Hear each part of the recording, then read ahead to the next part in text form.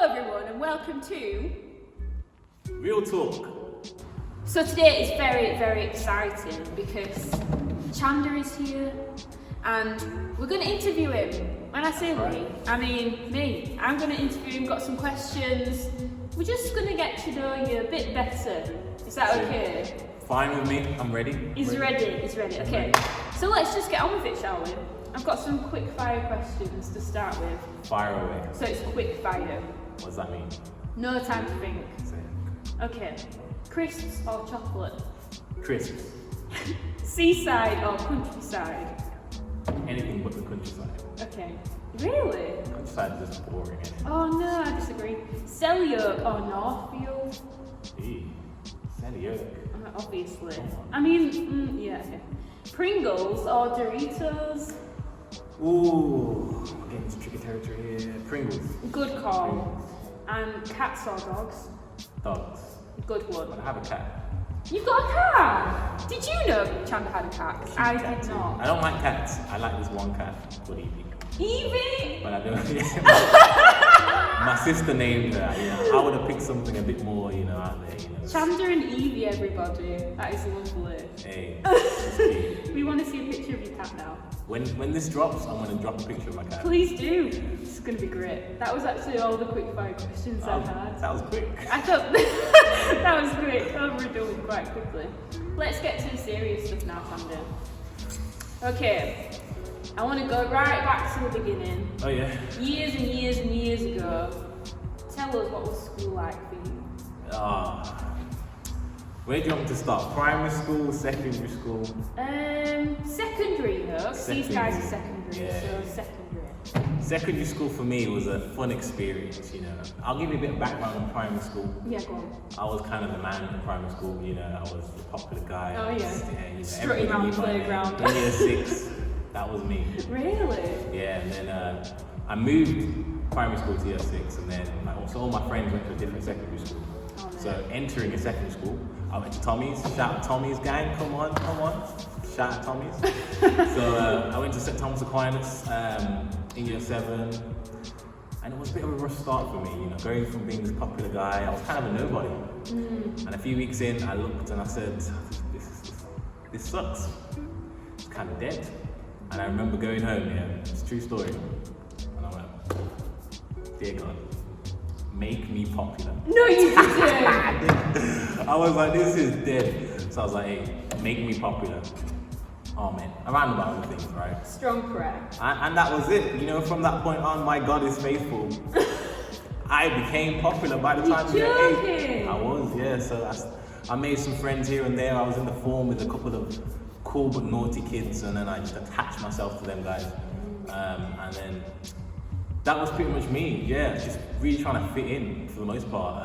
So I was like, my friends were kind of naughty, they were quite naughty, not too naughty, but they were quite naughty. And I was the kind of good guy of the naughty group. So interesting. Yeah, so that was me. So I would toe the line, there'd be some bad things. I might go and steal from the corner shop or something. I'll just kind of turn a blind eye. Sometimes I'd steal with them. And Pause. Don't steal, kids. Let's go back. But yeah, so I was easily influenced. But my main goal was just to remain cool, and not feel the way I felt in year 7. Yeah. That's how I went around school. But it was cool because I like secondary school because you kind of figure out what you like and what you don't like. But it's kind of hard as well. I feel like looking back on it, I feel like I was probably quite influenced. Probably stemming from my few weeks in year 7 where I just thought, hey, I can't be unpopular, you know what I mean? So I feel like that kind of shaped me at a while where I was like just trying to fit in for the most part. Yeah. You know what I'm saying? Yeah. And that was cool for me, Yeah. Did you believe in Jesus during that time? Obviously you said you prayed. Yeah, I did. My belief in Jesus was, it's like I grew up in church, so I was part of Elim. Reedy Castle Elim. Oh, was you? Yeah, Reedy Castle Elim. We used to sing. I used to hate going there. We used to sing proper old school songs. There was no guitars. There was a man, my preacher called Steve. He had a harp or something. A harp? Yeah, not like that. It was like a harp violin. Oh, interesting. You know what I'm saying? And he would just play all that and would sing I've been redeemed Oh. by the blood of the Lamb. I've been redeemed. And then you just get like there's loads of old people basically. Yeah. I was like, oh, this is rubbish. But anyway, yeah, so I've grown up in there and eventually ended up at CLC. But I believed in Jesus just from growing up in church. But my belief in Jesus was more so, I believed he existed, and I believed in the Bible and the Word. So it was like a shallow belief, you know what I mean? So I didn't really believe anything he had to say. I didn't want to know anything he had to say, you know. For me, Jesus was just something on a Sunday. And growing up in school, God was like a genie for me, to be honest with you. Like I said, I'd pray, make me popular, and it would happen. And then I wouldn't revise for exams until the last minute, and I'd pray to God, I ain't revised, but you know, these topics I've revised, hopefully please make them come up. Amen. And they'll come up. So you see, like, so my thinking was just like, that's what I need to go to God for, you know. If I want something desperately, I'll just go to him. Apart from that though, there was none of this like relationship stuff, none of that. It was more so, God's just someone you ask things for. So that was my belief in Jesus. Growing up in secondary school, it was more so just someone who looks after you, but someone that you just kind of ask things for and he gives them to you, you know what I mean? So being a Christian, for me, that was it. That was all I knew. I didn't know anything about having a relationship with Jesus or anything. How did that change to where you are now? You know, like, what was the... God was good to me, you know, he was good to me all the way through secondary school. I went to uni, same thing again, I would be last minute and I'd get away with it. And then I think I left uni and it's almost like he just stopped. He was like, okay, this is enough. So like I would have job interviews and stuff and I'd be last minute. And then I'll be like, you know, this is what me and God do, man. You know, I ask for something, he gives it to me, and then it wouldn't come through. And you know, I was like, whoa, all of a sudden everything I was kind of like praying for, the genie just stopped giving me my wishes, man. So it was then I realized, okay, you know what, I'm gonna start asking things for God. Eventually actually just kind of run away from God anyway, because you know, he wasn't really answering my prayers at that point, like the way I was asking for them. So just moved far away from him, and then I just did life myself. Believing God is, you know, the way I'm described. I just thought, you know what, let me just do it my own way. So I just did what I wanted to do when I wanted to do. But then it got to a point where you just kind of feel like, you know, in my mind, the question would always be like, you know, what's the point of everything, you know what I mean? So I'd be in the workplace and stuff and just be like, you know, is this it? There's got to be more to life than this. And I just got to a point where I was like, kind of sick of doing it my way. You know, I'm gonna see what this Jesus thing's about, you know. I've got a little bit of Jesus in me, but I haven't really given him much thought or a chance. And that's really where it started for me. That's when I started believing in Jesus in a deeper level. Yeah, it sounds like it was more like that was the moment where you started to discover Jesus. Yeah, rather than just... I know that Jesus is actually, just get to know him instead of a shallow way. It's like, oh, he has these teachings, or like, you know, he has this way of living, you know what I mean? Whereas before, that wasn't really a thought in my head. It wasn't really a thought. I didn't think too much about it, so. Yeah, that's interesting. Yeah. Tell us then, what do you do now with your time? Like, what does a typical day for Chanda look like? Typical day, wake up, play some guitar. Normally I'll either be at Sainsbury's, so I'll be in the bakery. If you want any bread, I'm your guy. Or I will be doing some design stuff, so like freelance design stuff, so I create some social media stuff. A lot of people want me to draw them, so they ask, you know. Really? Yeah, a lot of people like drawings of themselves. So Interesting. and I'm doing an internship as well. Nice. And how did you explain the internship? How did you get to this point of being like, yes, I want to do that? Oh, so that's a good question, you know. For me, it came down to what do I enjoy doing? And I feel like I said, I was away from God. I was quite dissatisfied with life. I felt like I was doing things that I didn't enjoy doing, you know. And I always felt like God called me to worship. And whenever I thought about worship, it would be like, oh, that's so cool. But I just never thought I was good enough, or I thought, you know, you had to be special. You had to be a pastor's kid, you know what I mean? So that would put me off. But I really did enjoy like playing music, but like just worship music and stuff. But I'd run away from it, you know, and then I feel like God was just like, hey, when I decided to start having a deeper belief in Jesus, that was my thinking. It was okay, I'm gonna stop running away from this, and I'm gonna let you have the reins. And I feel like worship was one of them. So for my life, really, it's been a journey of getting to that worship leader point. That's how I ended up at CLC to begin with. It was just the church I used to go to, so it's like, I'm just going to go join the worship team there, and so he's used that. So when the internship came about, it was kind of like the next step. I've been doing stuff with youth, I've been doing stuff here and about around the church, but just remembering that God's been calling me to worship, I feel like the internship was kind of like the next logical step for me, just to get deeper into the church, know what ministry is about. So yeah, that's pretty much how I ended up in the internship. That's interesting as well, that the first thing that you mentioned was your pastor in Newcastle, who just like, the worship was this. That's what's funny, when I think about it, I used to hate worship, from the musical standpoint. But yeah, it's funny how it comes around. And I only really felt that worship calling when I came to CLC.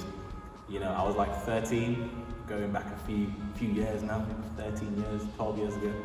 And it was at CLC Youth, so I'm coming from that old school Ealing church with old people playing the harp.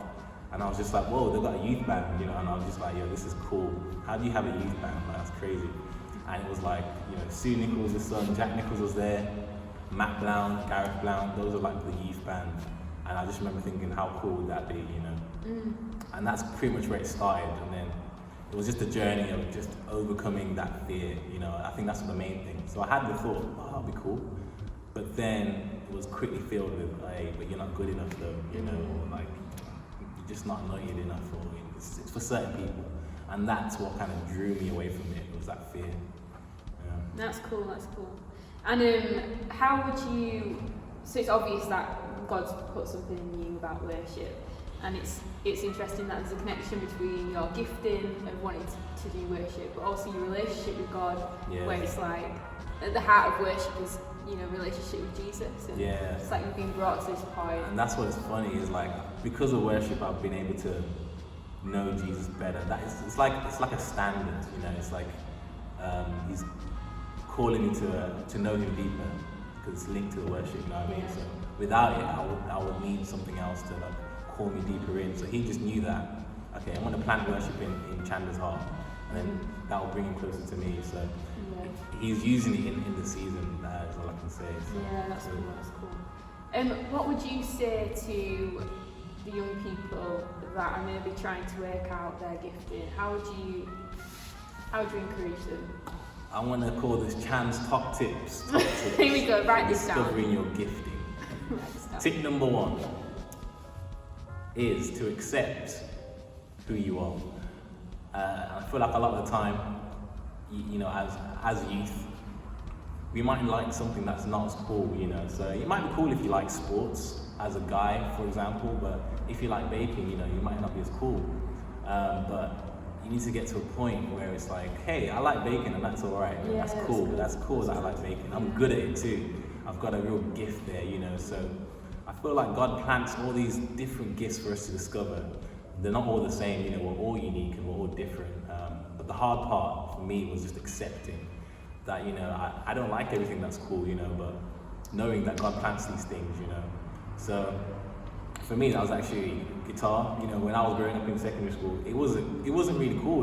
The crowd I was in, they were like, if I pulled out a guitar, they'd be like, what are you doing? Like, put some good tunes on, you know what I mean? So I hid away from that for a long time, like a really long time. But it's just anything that you like doing, you enjoy doing, just accept that I enjoy doing it, and start asking yourself, if you don't know what you enjoy doing, what do you enjoy doing, and just be open, and if it's something bad, it's clearly not from God. But there's definitely some good gifts in everyone that you just have to ask the question. That's good. That's tip number 1. Tip number 2, surrender it to Jesus. That's the key tip right here. So you like this thing, let's go with baking. You like baking or something. Now it's like, okay, Jesus, I like baking. Help me be the best baker I can be. Help me, use this baking for your glory, you know. So help me with it. And that's just how you involve Jesus. Just ask for his help. And he will build you up, you know what I mean? So for me, that's just a simple way. Whatever gift you have, ask Jesus to be involved in it. And that in itself will open up a whole different adventure. That's good. Chanda's top tips. We want young people at CLC to become all that God has called them to be. And I guess you kind of speak into that before, but if you could speak into like that about becoming all that God has called you to be. Yeah, my tip for that would be, honestly, to get alone. I think as a youth, you don't realize how influenced you are with things around you. So for me, growing up, it was my friends, quite influential. That would be the first thought in my head when I'm doing something, would be, what are my friends going to think of this, you know? And I feel like that shaped me a lot. So anything with church and stuff was kind of hidden because I just didn't want my friends to just think I was some weird Christian guy.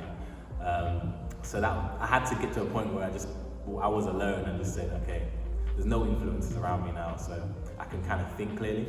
So I would say getting alone with God, and then when you're alone and just away from all the influences, so that also could be social media, could be stuff you see on the news. Sometimes it could be a family member, you know what I mean? Just getting alone and then spending some time with God. And then really just questioning God, man. Don't be afraid to ask God these questions. He wants these questions. He wants you to ask him, what am I good at? He wants you to put him on the hot seat. He's not afraid. You know what I mean? And that's what it is. It's getting alone and then just ask God what you want. And slowly but surely, he will reveal it to you. I can guarantee it. Whether it be to yourself, somebody might come in and be like, oh, you're really good at this, you know, or something of that nature. But I'd say just get alone with God and then realize, you know, what's influencing you, get away from it, and then God will do the rest. Amen. Yeah, that's really good. And I guess those things come together, like getting alone with God and then discovering your gifting. Yeah. And then surrendering it, you know. That's it. That's the journey, man. That's brilliant. If you can just get alone with him and then surrender, and he will do the rest. You know, like I think a lot of the time we put pressure on ourselves, but once we put it to God, just leave him and let him do his thing, and you'll just see, you'll be able to look back and see, okay, like I've seen the progress here, and you know what I mean, he'll build your confidence. That's another thing as well. So we surrender to God and then just let him do his thing, and he will build your confidence in it, and you'll be able to grow in your gifts. It's good. That's good. Yeah. Well, Chanda, it's been an absolute privilege. Thank you. You know, to interview you today. I'm here every week. It's not. I just stay here. It's my set. No, it's not. But if you've got any other questions for Chanda, let us know. Maybe we could do interview take 2. I need my own day. You know, Deepo has his own day. Oh, he's not going to let this go, people. I just can't believe it. I don't know who runs the show in this YouTube, but... Surrender it, mate. No. Some things gotta put into my own hands. I need a day. No, I'm not. Chan Tuesdays. How does that sound? If you want Chan Tuesdays, write it in the comments. Chan Tuesdays, man. Yeah, I'm not feeling that. But anyway, we hope that you have a great rest of the week, whatever you get up to, and that's the end. We'll see you. See you next time. See you later. Subscribe. Like, comment, subscribe. You know how they do that thing? Yeah. Subscribe. Hey, I hope that's recorded. Don't say that. That was really